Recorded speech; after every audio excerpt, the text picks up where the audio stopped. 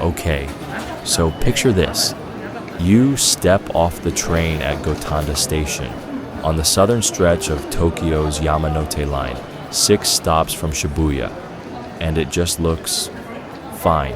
A convenience store, a ramen shop, a cluster of office buildings, salarymen walking fast, a couple of izakaya already filling up. Nothing here screams interesting. But then you start walking east from the station, and within 5 minutes, the streets get quieter, the buildings get lower, the walls get taller. You're climbing a slope without quite realizing it. And at the top, there are old stone gate posts and embassy flags, and the kind of silence you don't expect. 2 minutes from a Yamanote line platform. Then you walk back down, and the lights are on. Same station, same 5 minutes, completely different city. The question is why? And the answer goes back 350 years. Look at a topographic map of this part of Tokyo, and you'll see it immediately. To the east of Gotanda Station, the land rises sharply into a cluster of hills that old Tokyoites call Jonan Gozan, the 5 mountains of the southern city: Ikedayama, Shimazuyama, Gotenyama. These aren't dramatic peaks. By any global standard, they're barely hills. But in the flat, riverine landscape of the Kanto Plain, even a 20-meter rise in elevation meant something. It meant distance from flooding. It meant clean air above the river mist. It meant, in the logic of Edo period Japan, status. The valley below was something else entirely. The name Gotanda appears for the first time in a land survey from 1671. The document is the Osaki Mura Kenchicho, the land registry of Osaki village, and in it, this small patch of low-lying ground is recorded as Gotanda, 5 rice paddies. That's all it was, a wet, marshy basin along the Meguro River, too damp for most construction, prone to flooding after heavy rain, useful mainly for growing rice. While the hilltops above were divided into formal estates for the feudal lords who served the Tokugawa shogunate, the Shimazu clan of Satsuma domain, powerful families whose names still mark the hills today, the valley floor belonged to farmers, tenants, mostly, people who worked land they didn't own, growing rice they wouldn't eat, paying taxes to lords they'd never meet. For nearly 2.5 centuries of Tokugawa rule, that was Gotanda. 5 paddies, mud and water, forgotten between the hills. Then the Meiji government abolished the domains. The lords went home, or went bankrupt, or reinvented themselves as businessmen. Their estates on the hilltops passed into private hands. The Shimazu family estate, on the hill that still bears their name, eventually became the campus of Saizen University, a women's college whose main building, designed by the British architect Josiah Conder, still stands today behind its old stone walls. But the valley didn't change, not yet. It was still low, still wet, still cheap. The transformation came on a specific date, October 15th, 1911. That was the day Gotanda Station opened on the Yamanote line. If you know anything about Tokyo's history, you know what the Yamanote line meant.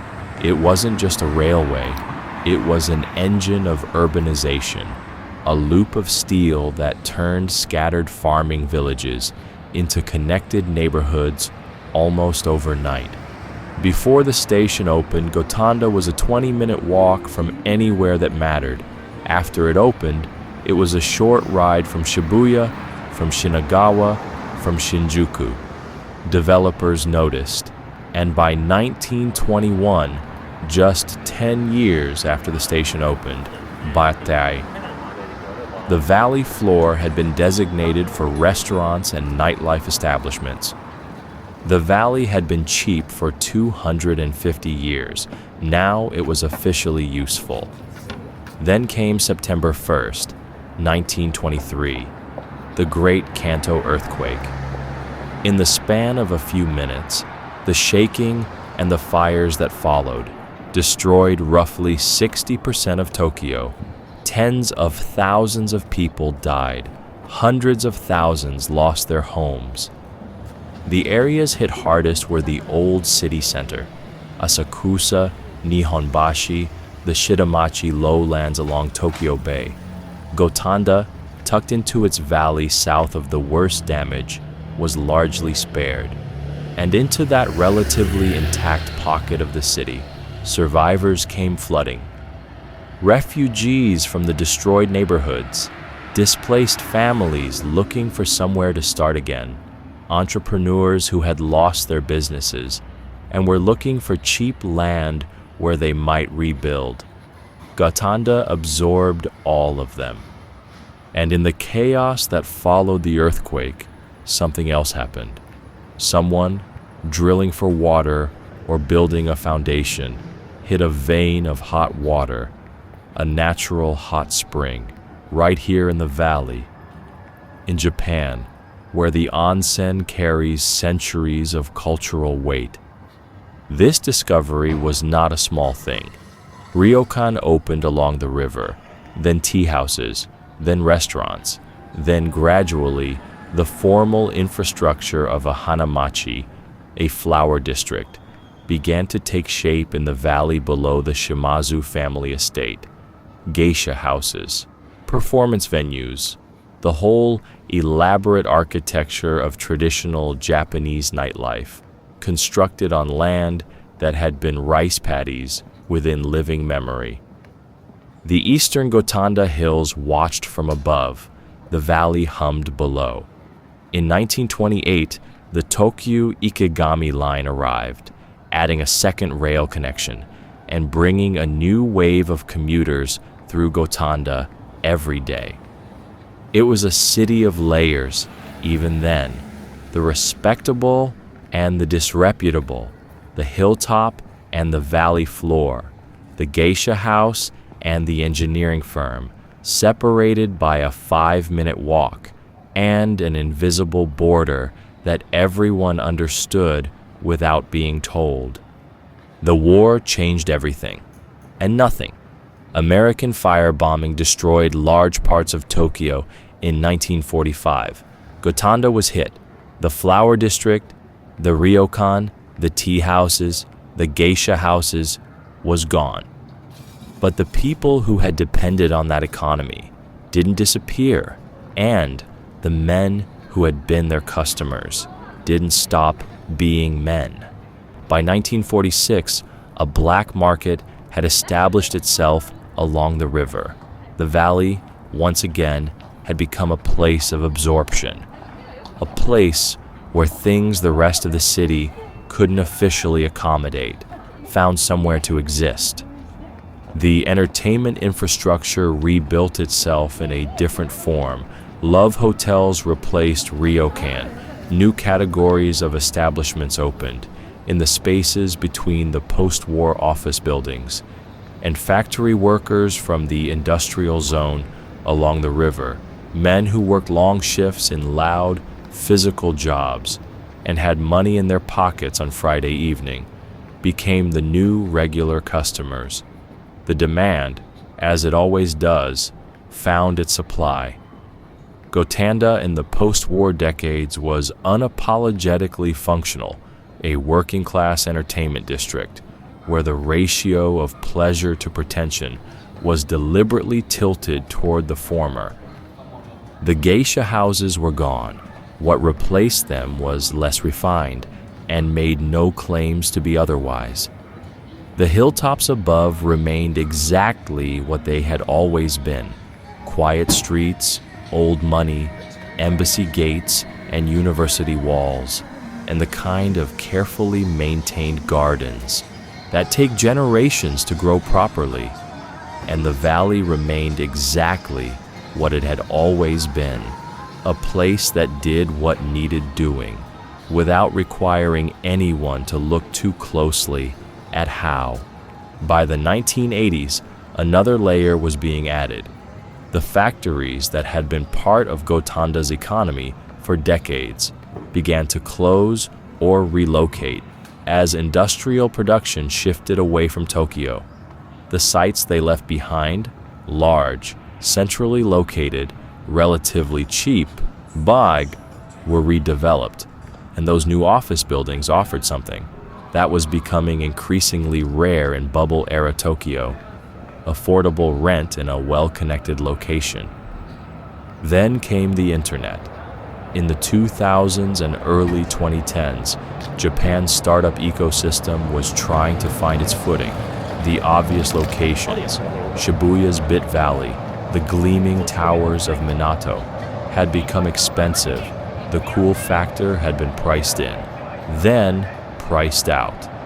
Gotanda, with its unglamorous reputation and its below-market rents, started looking interesting to a different kind of founder, one who cared more about bandwidth and burn rate than about the view from the office. And here's something most people don't know. A few blocks from the station, on the border of Gotenyama, that third hill, two men in 1946 used salvaged equipment in a bombed-out building to begin developing what would become Japan's first magnetic tape recorder. The company they founded was eventually called Sony.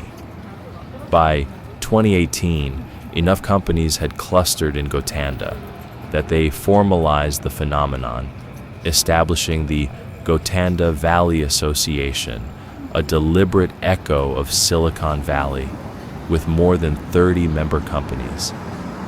Free, the cloud accounting firm; Narrated, the restaurant reservation platform; engineers in their 20s and 30s, writing code in buildings 2 streets away from establishments that have been serving a very different kind of clientele since before their parents were born. The valley had done it again, absorbed what the city pushed downhill, found a use for the land that the expensive neighborhoods couldn't accommodate, made something out of the margins. Stand at Gotanda Station on a weekday evening and watch the people come off the trains. You'll see the startup employees, laptops in their bags, earbuds in, moving fast. You'll see the salarymen from the older office buildings, loosening their ties, deciding whether to go home or not. And you'll see the people who've been coming to this valley for reasons that predate all of the above, moving through the same streets, using the same geography, as comfortable here as their predecessors were, in the geisha houses and the black markets, and the ryokan that stood on this ground before them. Now, walk east from the station. Find the slope that leads up toward Ikedayama. Start climbing. The city changes around you with every step. The noise drops. The streets widen slightly. The buildings get lower. The walls get taller. The gap between them fills with the sound of nothing much at all. Near the top, if you know where to look, you can find the old estate markers, stone pillars, moss-covered, the remnants of gates that once announced the presence of power in a form that no longer exists. Stand up here and look back down.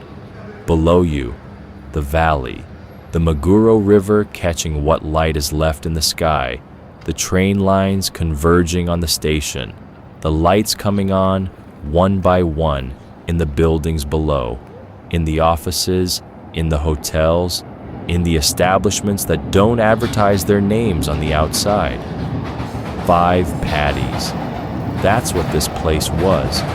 And somehow, through accident and intention, and the slow pressure of geography, it became all of this. The valley is still doing what it's always done.